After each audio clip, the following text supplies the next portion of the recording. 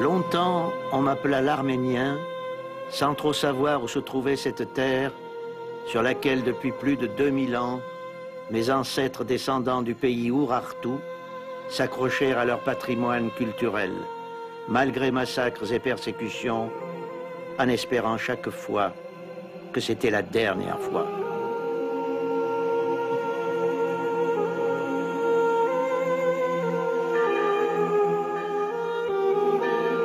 Premier peuple chrétien du monde, les envahisseurs qui retracent les frontières au gré de leurs ambitions placèrent mon pays sous l'occupation turque.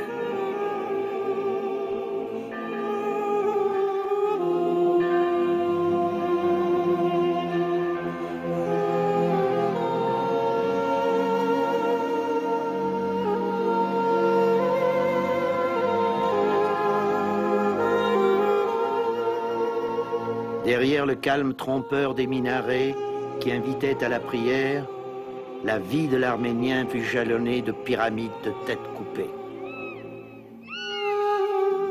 Sur les sables brûlants du désert de Deir Zor, qui a vu l'agonie d'un peuple, les hordes fanatiques tuèrent les corps. Il reste les âmes, il reste la mémoire, il reste un poète agenouillé qui écoute le vent. Ce vent de Deir Zor qui, de l'os d'un enfant, avait fait une flûte et dans la paix de l'aurore sifflait un chant immortel.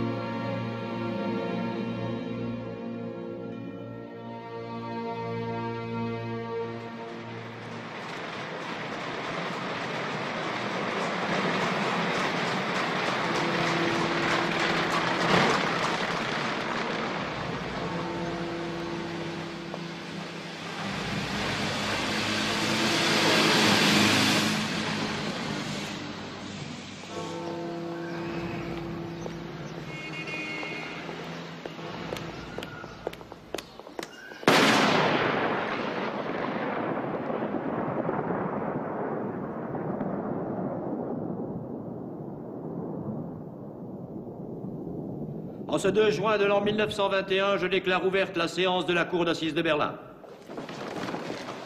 Je rappelle aux experts et aux témoins de ce procès l'importance et le caractère sacré du serment. Je vous rappelle également que la loi prévoit de lourdes peines pour celle ou celui qui rend un faux témoignage, intentionnellement ou non. Greffier, procédez à la lecture de l'acte d'accusation. Étudiant mécanique, Sogomon Telerian, né le 2 avril 1897 à Pakarich, demeurant à Charlottenburg, Hartenbergstrasse 37, est accusé d'avoir tué le 15 mars 1921 l'ancien ministre de l'Intérieur turc Talat Pacha et d'avoir commis le crime avec préméditation. Crime qui tombe sur le coup de l'article 211 du Code pénal allemand. Accusé, levez-vous. Sogomon Telerian, veuillez répondre par oui ou par non à la question. Êtes-vous coupable d'avoir commis ce crime avec préméditation? Non, je ne me crois pas coupable, car j'ai la conscience tranquille. J'ai tué un homme, mais je ne suis pas un meurtrier. Bien, asseyez-vous. Nous allons procéder à l'audition des témoins. Madame Elisabeth Dittmann demeure à 37 Dornbergstrasse. À vous jurer devant Dieu Tout-Puissant de dire en votre âme et conscience toute la vérité, rien que la vérité. Je le jure. Dites ce que vous savez, vous jurez. J'étais la propriétaire de ce jeune homme au moment de... au moment de l'événement. C'était un garçon agréable, très correct, calme et très propre. Il faisait lui-même son ménage. Le matin de la... le matin du 15 mars, ma bonne me dit que le jeune homme pleurait dans sa chambre et qu'il avait bu du cognac. J'ai pensé qu'il avait peut-être perdu quelqu'un. Nicolas Jessen, commerçant à Charlottenburg. Nous vous écoutons. Quand je me suis précipité sur l'accusé pour l'arrêter, je lui ai aussitôt demandé pourquoi il avait tué. Il m'a répondu, moi arménien, lui turc, ça ne regarde pas l'Allemagne. Lola Bellenson, institutrice. J'ai donné à Monsieur Tellerian quelques leçons d'allemand. Ce garçon visiblement souffrait moralement. Il arrivait toujours avec un visage terriblement triste. Madame Bellenson, a-t-il exprimé les motifs de cette tristesse? Une seule fois. Il m'a dit qu'il n'avait plus de patrie et que tous ses parents avaient été tués. Il ne vous a jamais parlé de Talat Pacha? Jamais. Bien. Je vous remercie, madame. Monsieur le Président, il serait intéressant de préciser à messieurs les jurés que le ministre turc Talat Pacha a été condamné à mort par la cour martiale de son pays le 5 juillet 1919 pour crime contre l'humanité. Il s'est enfui en emportant 10 000 livres or du trésor public et qu'il s'était réfugié à Berlin sous le faux nom de Salibet. Je voudrais signaler à l'honorable défenseur qu'il se trompe de procès. Ce n'est pas Talat Pacha que nous jugeons aujourd'hui, mais son assassin, Sogomon Tellerian. Monsieur le procureur, soyez rassuré, je ne me tromperai pas de procès, mais je démontrerai devant cette cour que vous vous trompez d'assassin. Monsieur le Président, sans anticiper sur ma plaidoirie, permettez-moi très rapidement de situer les faits. Messieurs les jurés, en ce mois de juin 1915, il y a 6 ans à peine, cet homme que vous allez juger aujourd'hui va voir en quelques secondes le crâne de son frère aîné fendu par un coup de hache. Sa mère, le visage éclaté par une balle, s'effondre devant lui. Sogomon Tellerian, pâle d'horreur, est là, paralysé devant l'insoutenable vision.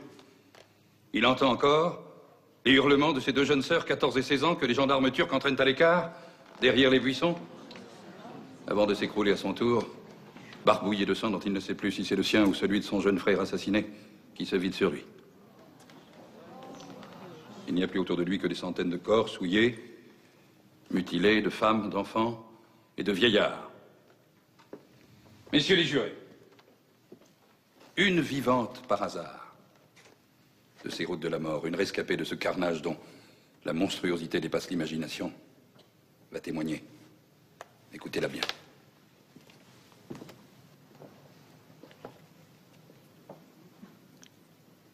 Je m'appelle Christine Terzibachian.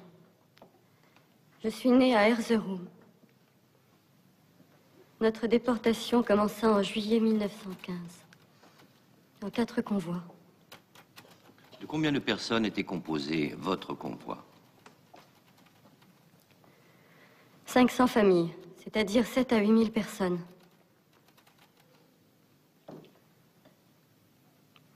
Nous étions 21 personnes dans ma famille.